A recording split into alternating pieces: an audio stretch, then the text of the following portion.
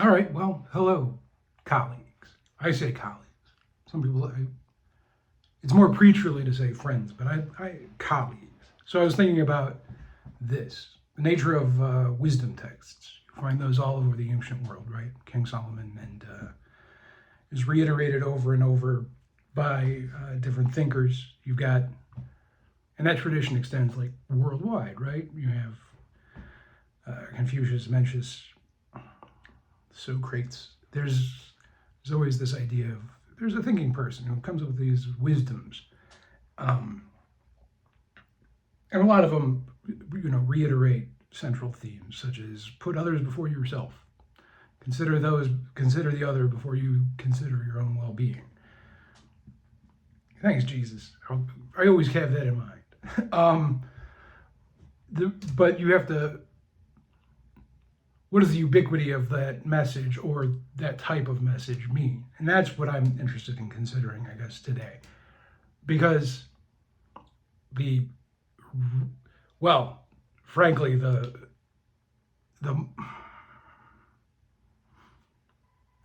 realm of long-winded men who have things to say on the internet is immense, and it's weird to consider participating in it, I'd say. Then again, this is the angle that I come from. I tend to think of myself as fairly typical and representative of people generally, and I'm led to believe that that's not the case by people who I talk to. I'm led to believe that maybe I have a unique perspective that has some merit. So, and I like talking, so I'm going to do this, and for however long I do. Should it become something that is, should it become something that I care about pursuing further, and you could be motivated to care for things by things like money or attention. But should it become that, then I might do a better job than this. But irrespective of what I ultimately do, I do think I'll just be reiterating the same kind of statements, ideas over and over. I mean, obviously there's an evolution of these over time, and new information creates, new synthesis of new concepts. Nevertheless, there are things that I just say all the time, and maybe so what I have to say here will probably be reiterated, and if this becomes something worth pursuing to a larger degree, or intensively, I guess, intensively by meaning to say that I would throw money at, that I would spend cash on. If this became something where I felt that was justified, I think I'd still be saying the same kinds of things, just maybe more artfully, and maybe with assistance, who's to say. But as I noted, there's a preponderance of long-winded video fellas who can help you to get to sleep. And I like the genre. I'm a fan, so I guess I just want to participate. So there's some of that. But going back to the concept of the wisdom text and its constant reiteration, I do think it's funny to me because the one that I liked the most is slipping my mind. It's the Sumerian writer. But the Egyptians and Sumerians had really, really different cultures and had really, really different writing, and they both still had wisdom texts. I think that it's a collegial thing. That's why I say colleagues, because ultimately I don't think these people say or develop these ideas to be instructive and in terms of offering a received truth, but rather to say, man, this is a weird idea. I wonder what other people will think of it. I should get this down.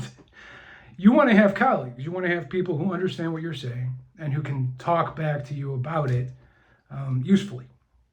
I think that's true, and I think that's the reason people write stuff down in the ancient world, and why there was a tendency to do that. And maybe contemporary thought is based around a lot of interpretation of ancient works. I think there's a naturalistic, maybe naive way of going about it, where, rather than pore over philosophy, you can document the things that you've observed philosophically and try to have a conversation about that. Pedantry is everywhere, and people will always point out that somebody else has thought of the things you've thought and has said them better than you have. It's just inevitable. But to me, that's not dispiriting enough to abandon this as a project, or at least as something to do. Truthfully, the dispiriting thing about this as a task, I guess, as a performance, I suppose, is just how easy it is compared to writing things down, which I've put so much ink to page, and it just seems almost like I could have just been doing this all along. What a waste. What a waste. But you do things because you want to. I think you have to just accept that and not have regrets. You have to intuit your past behaviors as, you did those things because that's what you wanted to do. I try to have that perspective. I think it's helpful. So I want to talk about religion. I think I might start one. Now, my name is King Tycoon. Recreationally, I create religions. It's a hobby of mine, or it's an aspect of a hobby of mine that is totalizing and it's immersive, world building, game mastering. I love that stuff, unapologetically. My Gygax number is 2. When we talk about making religions, it gives you a different perspective. I frankly believe that the only way to come to authentic spirituality is via atheism. I say that having grown up in parochial education and seeing the maybe inauthentic performative aspect of religion being primary. It's not to say that isn't valid or useful even. It's just that I don't think that it's primary, and it's not necessarily contiguous with the spirituality. It's a different thing that has the same name.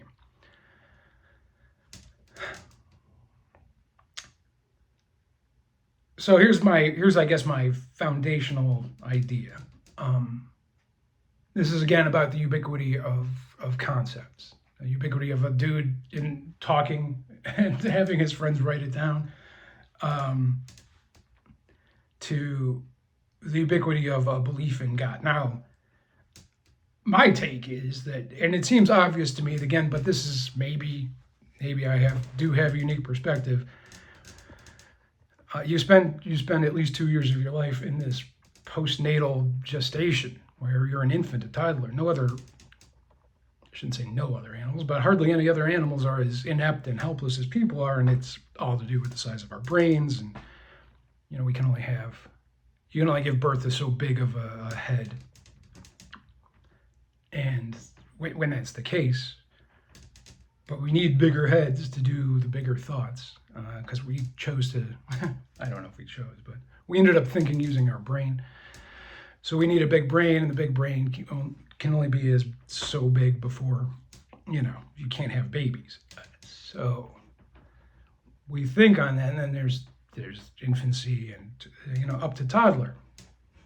I want to say that in Mencius, Confucius says that you owe 4 years of mourning at the death of your parents, because until you were 4 years old, you had to depend on them to survive. I don't know if that's honestly Confucian. I do know it's a traditional Chinese thing, which is right. It's 1.5 billion people. I'm sure that there's a lot of traditions. I just heard it said in a Chinese history class. But you owe your parents 4 years of mourning if they perish, because for 4 years they raised you. So if we have that, I mean, a horse runs the day it's born. People don't need, people need all types of extra care. And for that entire time, you're learning to think. And during that time where you're learning to think and understand language and to perceive reality via the lens of language that we do, throughout that time, you're constantly being saved and having all of your problems solved by enormous forces outside of your comprehension that reach down and protect you. You're always having a looming face overhead of the father or your mother who is going to help and save you. All your family members, really. And maybe a hypothesis is, more well-adjusted, religious feeling people have better childhoods and less fraught infancies, maybe. And those who find themselves rejecting religion or rebelling against it, maybe they have tougher early childhoods. So I think the human experience of being born and then having to be being cared for by giant people for years and years on end is, that plants the seed of the thought of God, right? You have an expectation that you're going to be saved and rescued from your problems by a powerful force that you can't comprehend. I think it's just inevitable that people have this concept as long as, infancy and childbirth are a thing. Presumably some psychotic futurist has different ideas, but you understand. If there's mothers and fathers, then there's probably going to be a concept of God, because people will be saved. What does that mean, though? It means that everybody has an expectation that there will be a God. And if there was a God, I guess, cards on the table, I think there is a God, but in not a useful way. Right? I once I was at the Aroma. This was way back in undergrad. I was sitting there, and the one Coke dealer guy, he was so smug all the time. We were just whatever talking about something, and I said, I think I called somebody the devil, or somebody spoke about somebody being the devil, and he said, "There's no such thing as the devil," like that. I think his chin was pointing upward. And I said, "Of course there's a devil." He says, "What's your proof?" And I'm like, "There's all types. The devil's in all kinds of movies." Whether or not it's real, usefully real, there is a God, because everybody understands what it means. It means slightly. There's different flavors and different notions about what that word expresses. But the essential definition is something that is comprehensible, and I guess maybe even universally comprehensible, as an outside force that acts without that. Well, I guess that has the most agency, that has real authority over reality, not just, well, what do people have agency over? I guess what your hands do. Not me. I have to fidget. But there is a concept of a God that is, it's a powerful being that can save you from your problems and render judgment onto your enemies and hurt those who hurt you. It is an arbiter of justice and a creator of things. So with that concept of God, right, you can see that it has an equivalency to a parent from the perspective of a young child, right? It created you. It saves you from your problems, and it opposes your adversaries, such as they are when you're 2 years old. We have that defined all over the place, I'm sure. Can't imagine how many scrolls deep the article on God is in Wikipedia. Probably a lot. Honestly, I don't feel like a need to check it out. I'm trying to do this naive version of exploration or philosophical exploration, maybe, where I just try to perceive it from my own perspective without doing too much synthesis of probably better or more coherent thinkers. We all have this concept of a God that we need and that we expect. That's the idea about God that I think is the most interesting, that it's expected.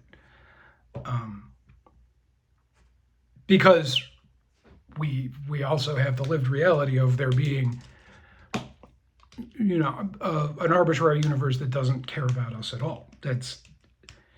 Somehow that was horrifying in Lovecraft's time. It's one of those things where, you can go on and on about, the genius of Newton or of Einstein, which, not incorrectly, of course, but you know what? I mean, those guys wrote that stuff down, so now I know the stuff they knew. I know that they were cleverer than me back when, but now I know the same stuff as them, which is the cumulative aspect of human knowledge. Is wow, that's winning gameplay right there. I don't know that we'll see if it can be defeated, maybe by itself. But that cumulative aspect, I think, also undermines, well, maybe it just tells the tale. In Lovecraft's time, people were horrified by the idea that the universe doesn't care about them. To me, it's a relief. I don't want a caring universe. I don't need anything to be in charge. I understand that, well, there is a doom to it or a sadness to it. Maybe this is imparted in those wisdom texts. Maybe people understand the arbitrary nature of existence. Ancient people maybe looked at it, especially kings, right? They had the power of life and death. They were gods in their own respect. So they look around and they want colleagues. They want people to understand what it's like to think like they do. So they start writing this down in the hopes that somebody could learn and understand and be on the same page as them. It keeps getting reiterated throughout time, so I wonder if maybe it's come to a place where, well, let me just go back to Lovecraft. It's easier to articulate. Lovecraft isn't scary nowadays. We don't expect the universe to care about us necessarily. We know that space is dangerous. It's the most dangerous place you can go. We know that, and, kind of fearlessly go to it. And about half the days of the week, I would say I would go to space. The other half would be like, it's stupid and scary. But, it'd be neat to do once. I've been in an airplane. That's pretty close, no? Close enough, maybe. I don't need to go to space, but the horror of the horror of the past is the mild inconvenience of today, I would say. So the empty universe devoid of love doesn't haunt me with horrifying visions. I'm not really daunted by that. And that development of what is going to make you afraid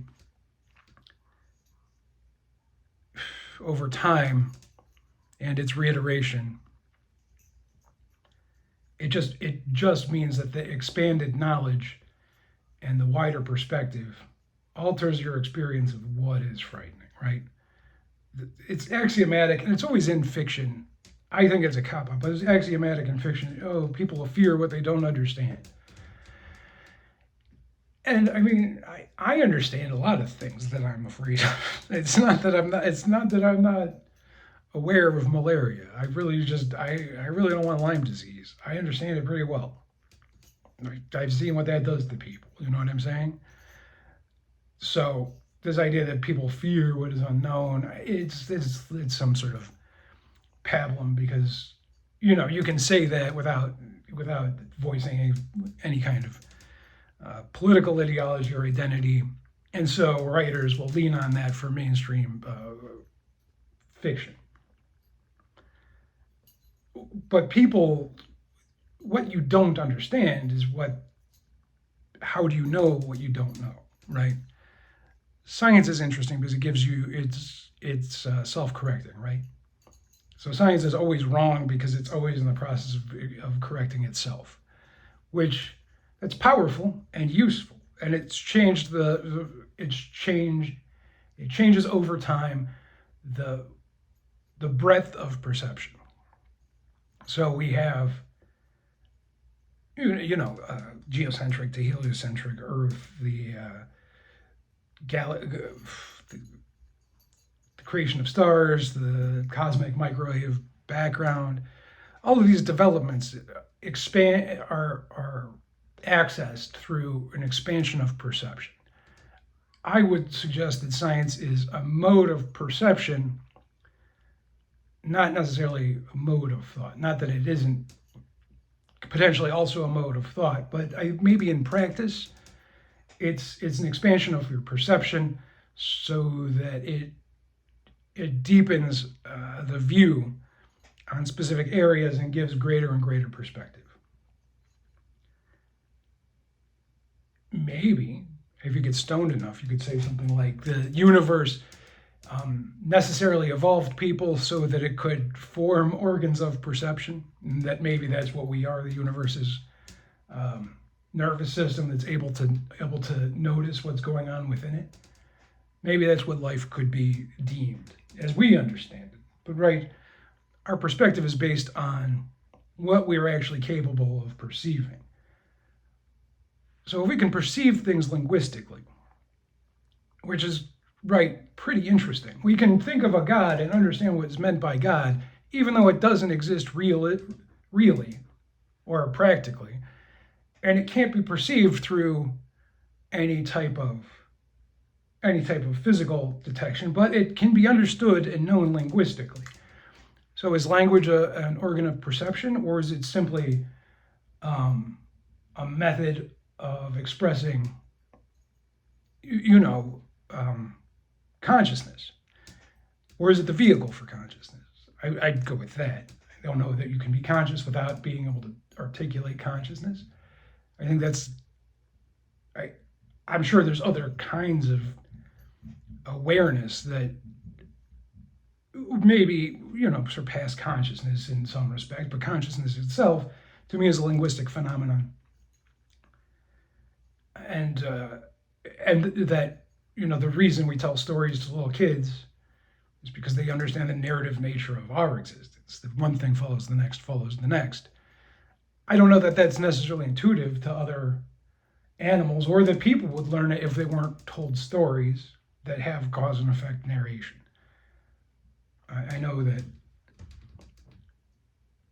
that like scientifically, causal relationships are not necessarily something you should take for granted, but I can't pretend to know too much about that, or to say that talking about that will not make me look like an idiot. That's that thing about quantum physics. You either look like an idiot or you look like a genius. You can't look like one or the other. You can only look like those two things when you discuss it. So I'll just skirt by. I just want to see if my hand gesture was in the camera. I filmed this on my phone. And the microphone seems like it's good enough, but if it's not, I'm sure I'll say all these things a different way in the future. If God is a linguistic phenomenon that we perceive through an organ of consciousness that is, again, linguistic, well, how can we expand our perception of that? And how can we change how can we alter our consciousness or expand our perception so that we can experience God? Now, I'm of the opinion that there's a lot of ways to go about this, and that all of them kind of hinge on a different human experience, and that's the experience of the sacred. Something is sacred. Everybody experiences it. Now, I don't really like countries, so, I don't care about mine. But for a while I lived for a while I lived by the Chipotle, and that's, I mean, I was pretty poor, so that's what I just ate one of those every day, and that was enough. I mean, that's plenty. But I was riding the bus and I see the Chipotle worker because they have the T-shirt, and I was like, thank you for your service. And I realized that the way I feel about the Chipotle worker is the way patriotic people feel about soldiers. They, and obviously Chipotle has declined in quality. I don't know. I don't mean to talk too much about fast food, but still, you have an experience of the sacred, something you deem to be, it makes you angry when you see it violated, right? People get mad if a flag gets burned or if you spit on the whatever authority figure. They have some sense of this matters and is sacrosanct. So some of that, I'd say probably most of that, is received. But I think about the Civil War. 20 years ago, our forefathers, set about, and you read the Constitution that was 20 years ago, written 7. Sorry. More coffee, mate. The Constitution opens up with "we the people, in order to form a more perfect union and ensure the domestic tranquility." So this project started, and then 80 years later, everybody who participated in it was fighting each other.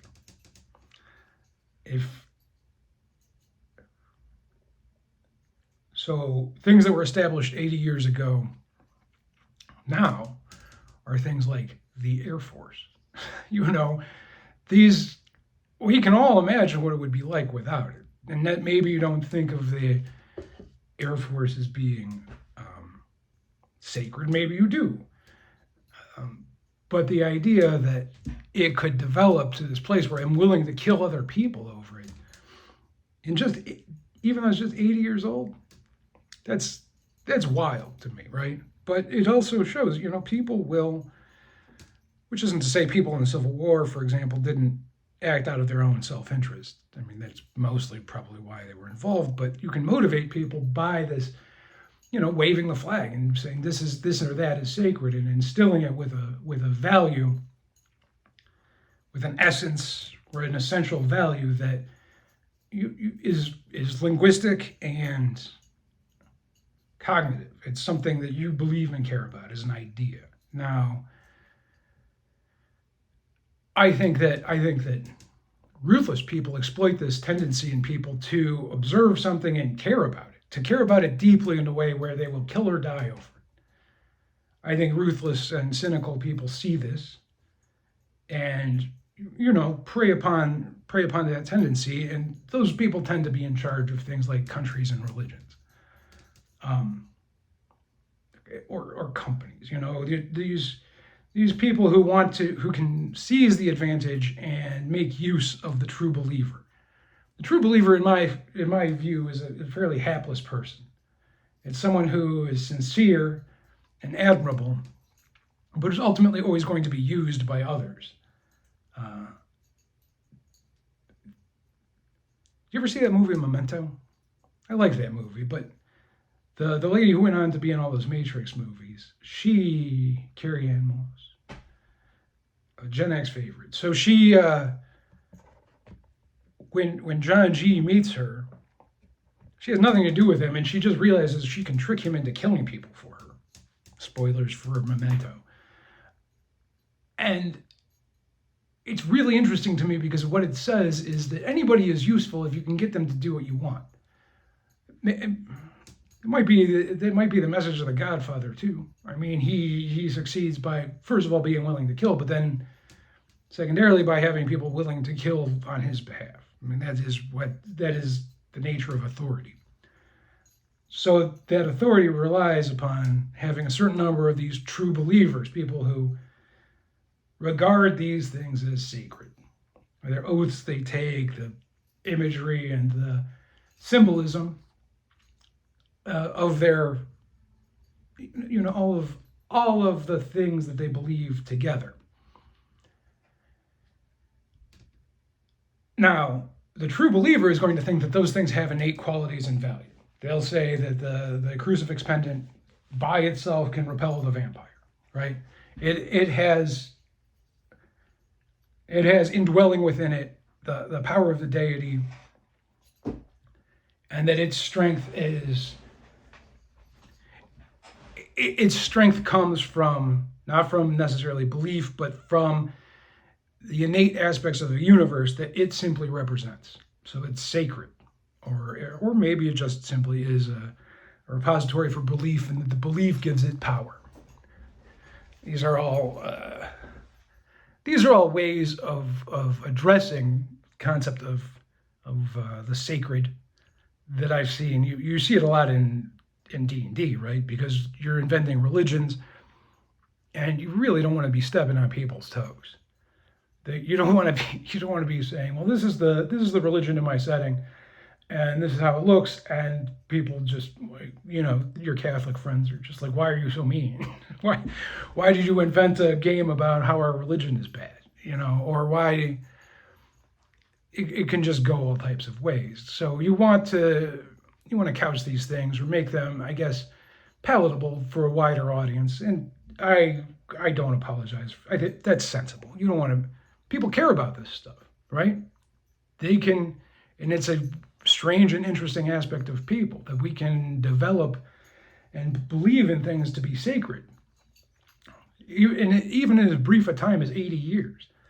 So what if that's a more exploitable mechanic than you consider, right? What if, instead of just motivating people to kill each other or make you rich or put you in charge, you could use this investiture of sacred concepts or sacred essence into things to make them, to make them into God, to create a God for yourself. For a while on one of my old blogs, I was the top Google search result for Jupiter and Deities, the local Jupiter, right? The local god. I think probably because nobody really talks about it. It's only referenced, I want to say, in a little bit in Levy, but I do feel like I have a kind of intuitive understanding of the local gods, and that's just from when you think about when you've been in love. The things you do with the person you love, the experiences you have together, how do those things become sacrosanct? They become the things that you have together, right? Like the shape of the moon at a certain time of year, that song especially, right? These things that you have together that become the shibboleth that bind you in unity. And that can hurt you when they're not honored, right? When what you deem to be sacred is no longer deemed that it's injurious, you feel sad, you're heartbroken. And my experience is walking around a lot and noticing the little things that have that match up.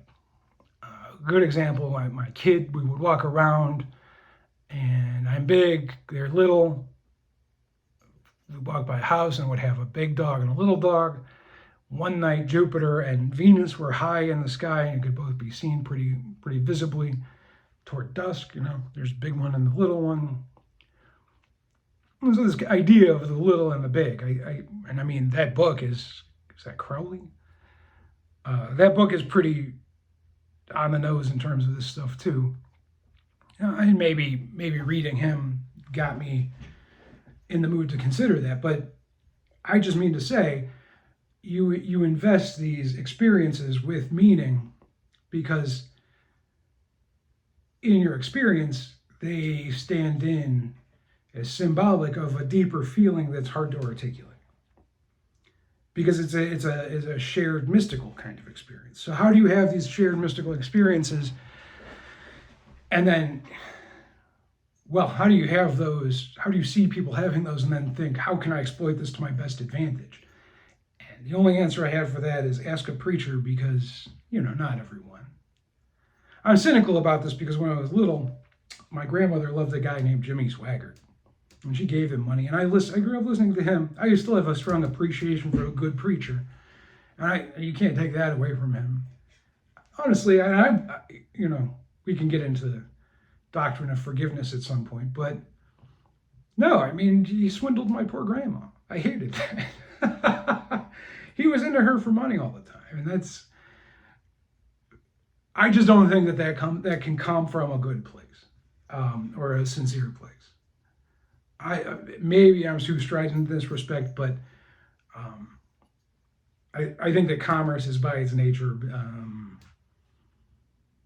tasteless.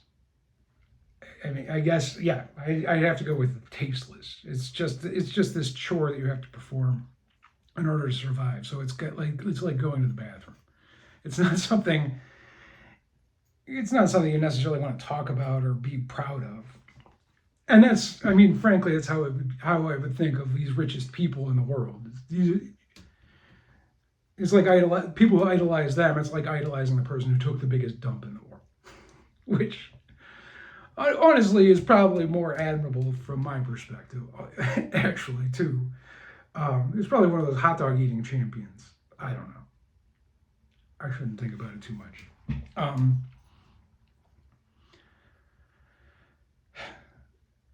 So people have this experience of what is sacred, and is linguistically mediated. It's a concept that you develop and can give a name to.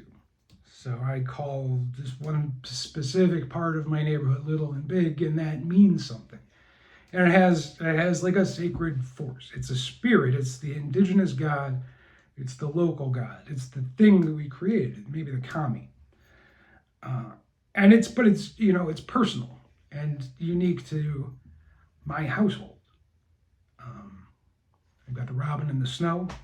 That's my article of sacred belief, which is, I guess, getting less and less visible as time goes by. Maybe it'll be a wistful remembrance of things past, of migratory birds in the winter. Anyway, not to be, maybe another day I could talk about that. But I just mean to say, once you understand that you can infuse everything in your lived experience with this sacred force and make it into a God, then you realize you have this capacity to create gods at will by ensouling some concept within it that is personal to you. Now, getting other people to follow along with that is what is religion.